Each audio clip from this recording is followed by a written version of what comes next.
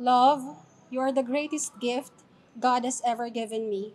Although matagal na tayong nagkakilala, way back 2011 sa isang gig, you've reached out for me on my darkest moment.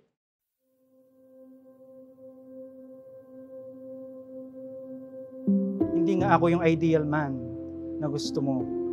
Medyo kinaiinisan mo pa nga ako nung una, tayong nagkakilala at nagkita.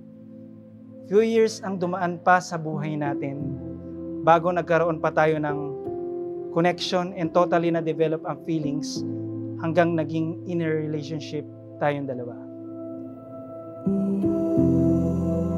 Truly, God works in mysterious ways.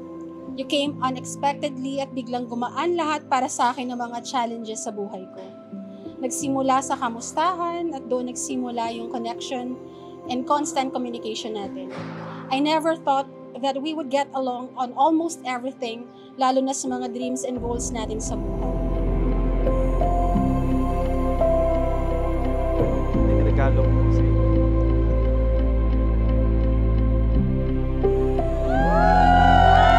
Hindi ko lubos maisip or inasahan na pagdating ng tamang panahon, haharap pala tayong dalawa sa banal na altar para magpakasal.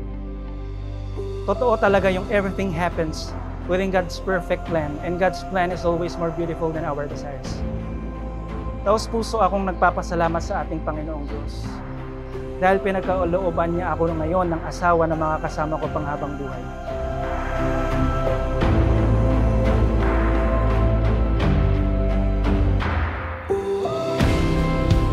Love, ito na ang araw na hinihintay natin na opisyal na tayong magiging Mr. and Mrs. na may basbas ng poong may kapal.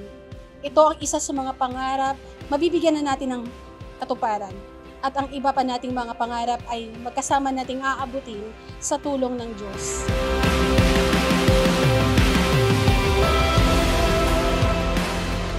Salamat sa pagtanggap sa akin ng buong-buo, despite of all my imperfections. Salamat sa pagmamahal mo sa akin ng buong-buo. Kahit alam mo na marami akong kakulangan, salamat sa pagmamahal mo sa pamilya ko, nang higit pa sa pagmamahal mo rin sa akin.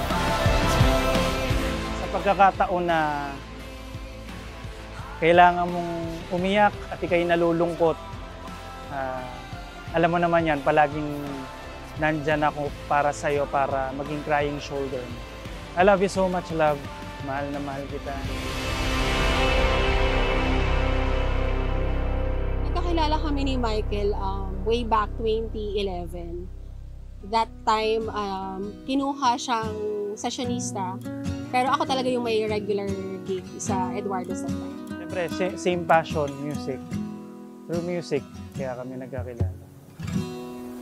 If the heart is always searching, can you ever find a home? Ano kami yung tipong homebody.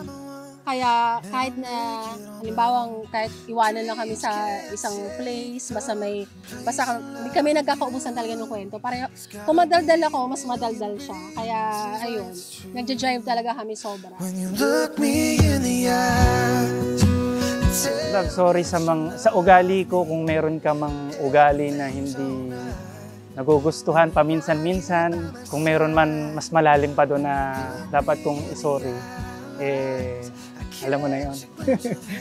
Then salamat dahil ikaw ang nagsisilbing buhay at inspirasyon sa akin para mag-push through sa buhay ko.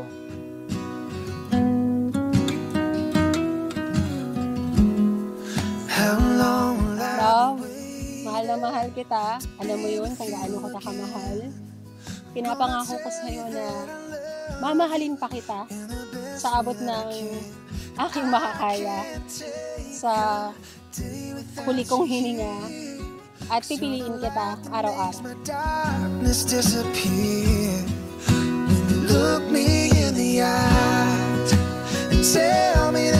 Nangako ako sa Diyos na mamahalin kita at alagaan ang iyong mga layunin at ambisyon, suportahan ka sa kasawian at magdiwang kasama mo sa tagumpay.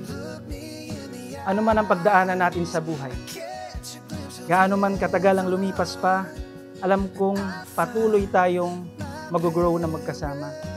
Ang mga goals natin ay ating tutuparin ng magkasama. To the woman who sees me at my best and loves me at my worst. My adventure partner, my confidant, my food and travel buddy, and now my wife. I love you so much, love. Tell me that you love me. Everything's alright when you're right here by my side. 'Cause when you look me in the eyes, Sa harap ng Diyos at ang mga mahal natin sa buhay, I promise na mamahalin kita ng buong buo at ipinapangako ko na laging akong nasa tabi mo. Sa lahat ng oras, sa abot ng aking makakaya.